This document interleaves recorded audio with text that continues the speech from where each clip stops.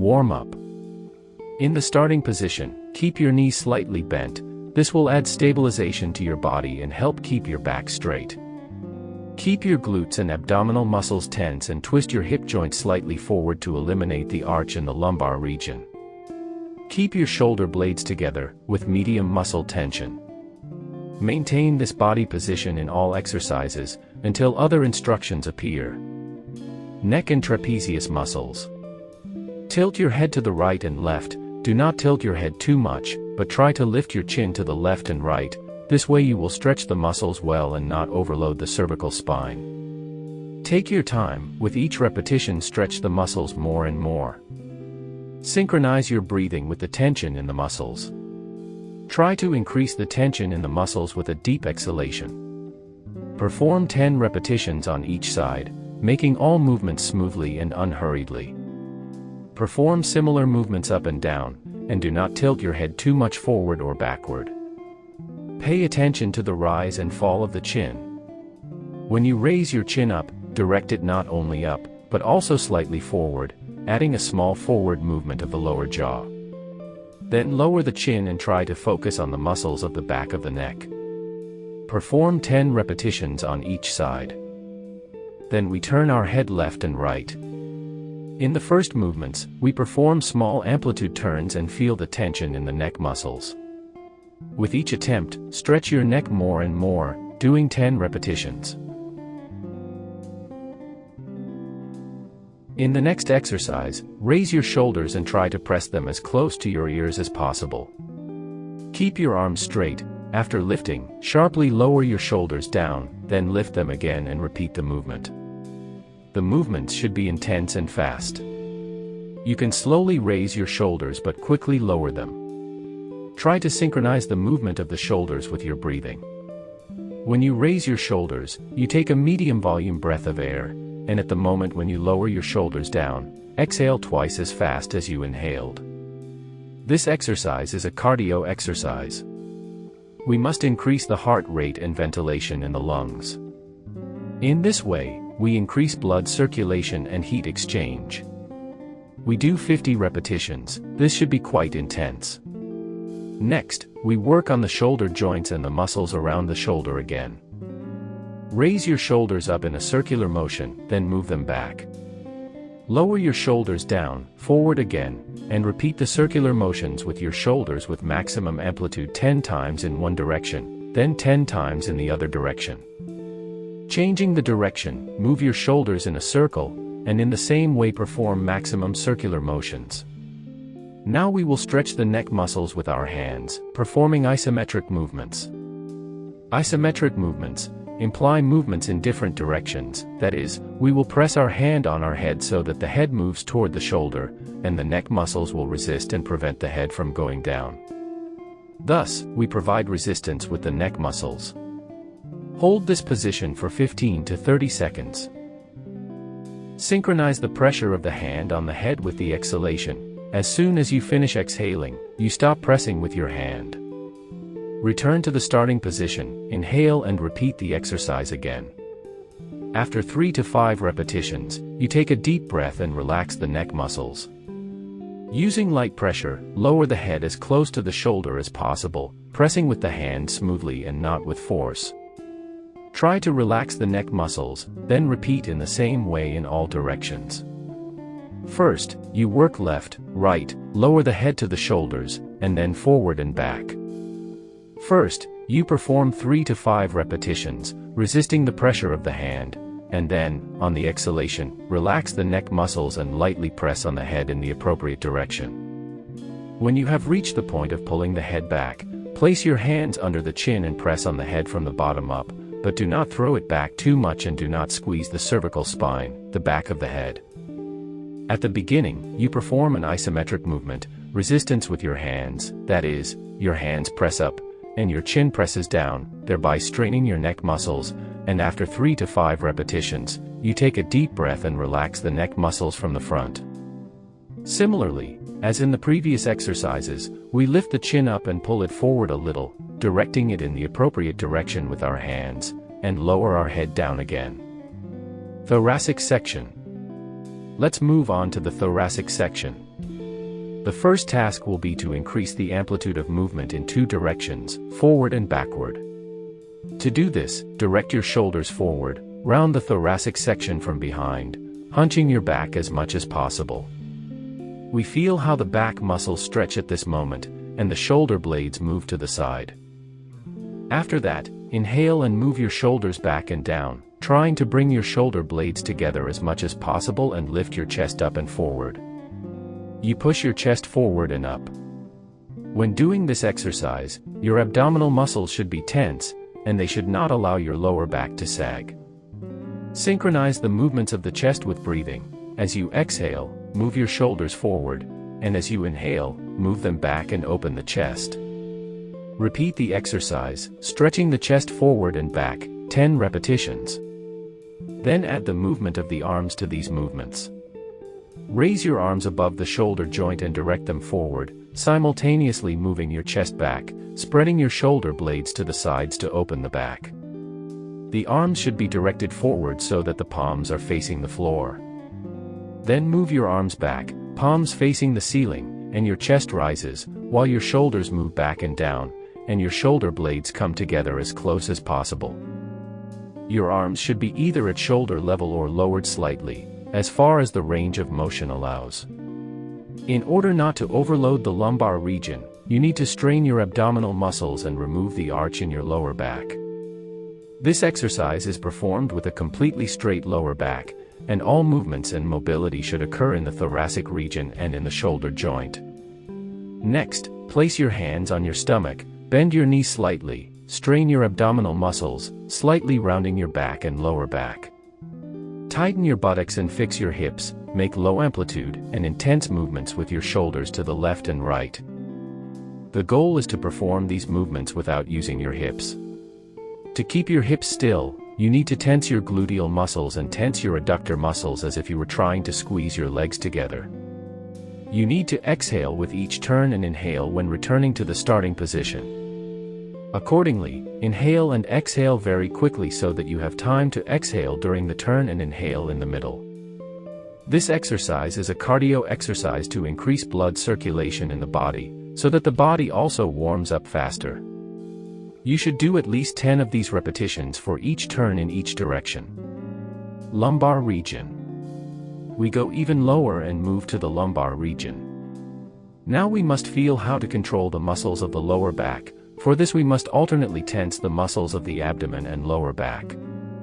By tensing the abdominal muscles, we try to connect the lower ribs with the iliac bones. At this point, our stomach will contract, and our lower back will stretch and round. Then we must, on the contrary, stretch the abdominal muscles and move the pelvis back, tensing the lower back muscles, creating a deflection in the lumbar region. The lower back and abdominal muscles are antagonists to each other, as they perform opposite work, and their main purpose is to keep the lumbar region in a neutral position. Thus, they perform opposite work. Tensing the abdominal muscles strongly, you will stretch the lower back muscles, and when the lower back muscles are tensed, the abdominal muscles are stretched. We perform 10 repetitions for each movement, and in each attempt, we increase the stretching of the muscles on one side and increase the tension of the muscles on the other side. Thus, we increase the mobility and range of motion of the lumbar region. For the next exercise, we lower the body down a little and bend the legs at the knee joint. Next, we place our hands slightly above the knee joint and, as in the previous exercise, we try to stretch the muscles of the lower back by strongly contracting the abdominal muscles and twisting the hip joint forward. You can also help this movement by tensing the muscles of the buttocks and pushing the hips under you more strongly. At this moment the legs remain motionless, and the shoulder blades should be brought together, trying to connect and not succumb to rounding the back. After you reach the limit of the amplitude of movement, you must perform the opposite movement. You need to force yourself to move the hip joint back and up, that is, raise the buttocks up. In this position, the muscles of the lower back will be tense and contracted. Accordingly, the abdominal muscles at this moment should be stretched and relaxed. This is a very important sensation. It is this movement that helps to keep the back muscles in the desired shape. All this time, the legs should remain motionless, the upper body should be fixed, and the shoulder blades should be brought together and maintain a motionless shape. At this point, your thoracic region remains in a perfectly straight position, and only the lumbar region works, sometimes rounding, sometimes trying to bend. You should do 10 repetitions of these movements, in each direction. You do the movement with maximum amplitude and do not rush. Performing the movement smoothly and measuredly, I want to draw your attention to the movement of the head. You can help with your head, prolonging the movement of the lower back, that is, using all the fascia in front and behind. We perform these movements with the head in the same way as we did when warming up the neck muscles. For example, when we try to bend at the waist, we slightly raise our head, but do not throw it back, but try to stretch the chin forward, thereby creating tension in the neck muscles. When we try to round the lower back, we direct the crown of the head forward and add tension to the neck muscles from behind. After completing 10 repetitions, we increase the range of motion by adding movement in the thoracic region, thereby engaging more muscles, in fact, the entire fascia of the muscles in the front and back. Together with the tension in the muscles of the lumbar region, when we try to lift the tail up, we open the shoulders even more, moving them further back and down. Pushing the chest forward even more and bending in the lumbar region.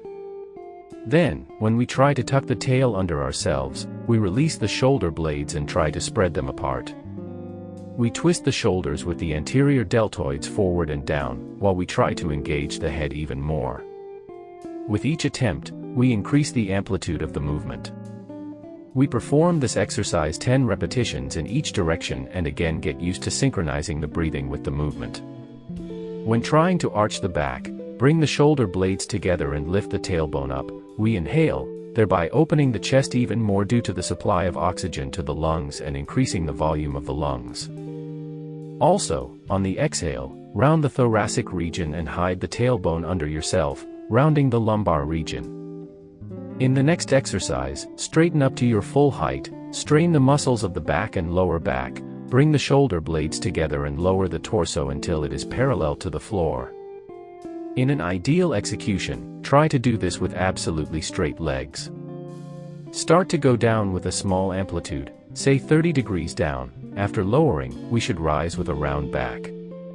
Tighten the muscles of the abdomen and buttocks, twist the hip joint under yourself and round the muscles of the lower back and thoracic region and lift the torso up. Return to the starting position.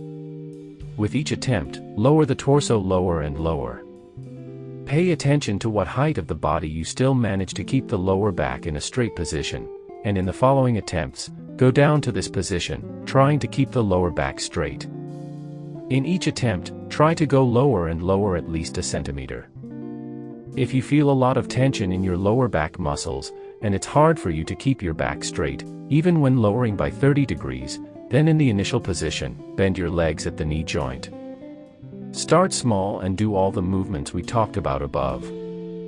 If you still have difficulty lowering your torso, you can bend your knees even more.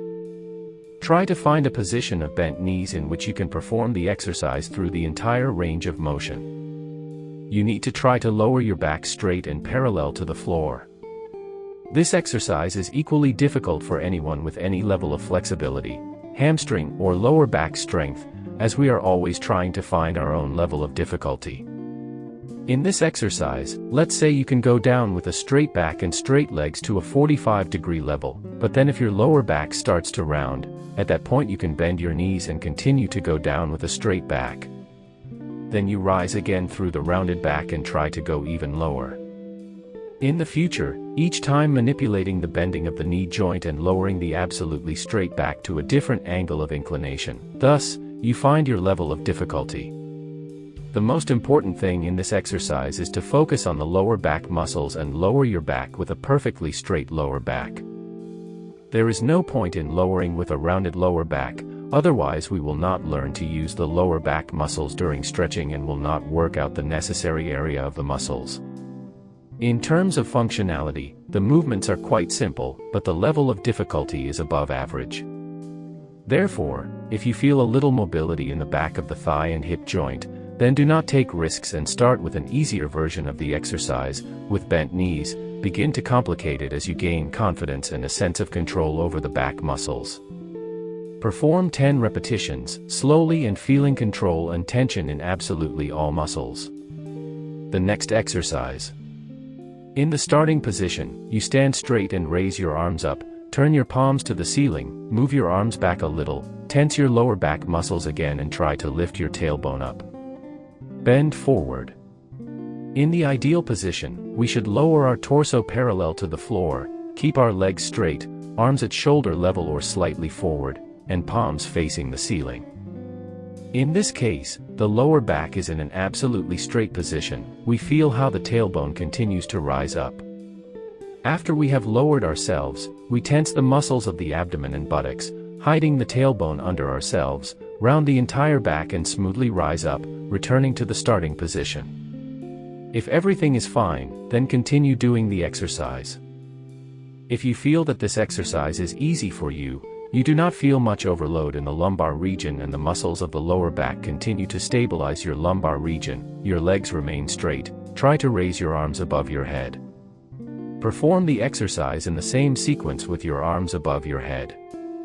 In this case, you will increase the length of your torso and, accordingly, the load on the lumbar region. In this position, the lower back muscles will work even harder and will become significantly stronger. Also in this exercise, you will stretch the muscles of the thighs, as well as the muscles of the buttocks. Now variations of the exercise, for those who are not yet ready to hold the lower back in a straight position, with straight legs.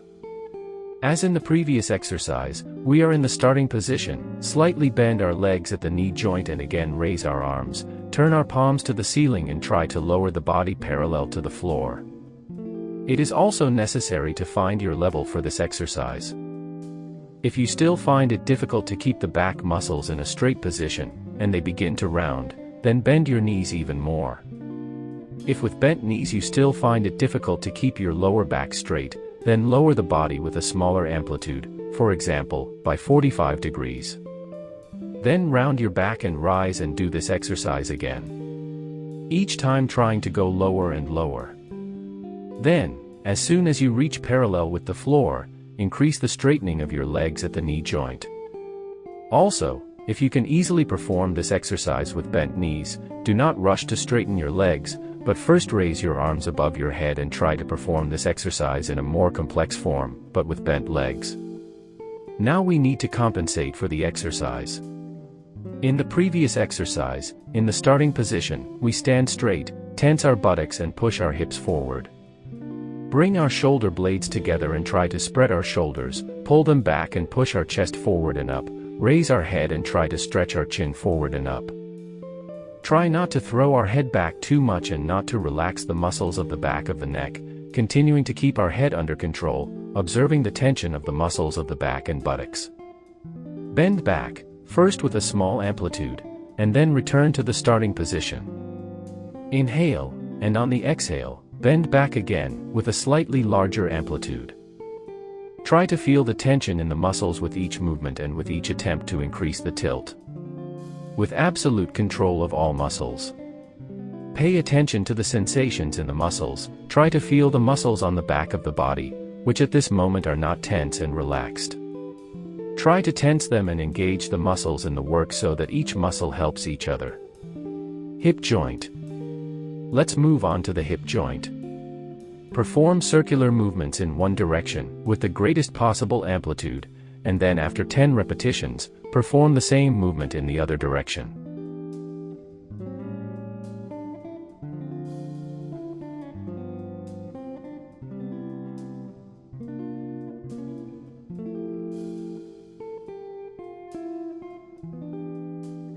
After 10 repetitions in each direction, bend the knees and twist the hips, and rotate one side of the hip in one direction, and then rotate the other side of the hip in the opposite direction. The exercise is called the so-called 8. Perform hip rotation 10 repetitions.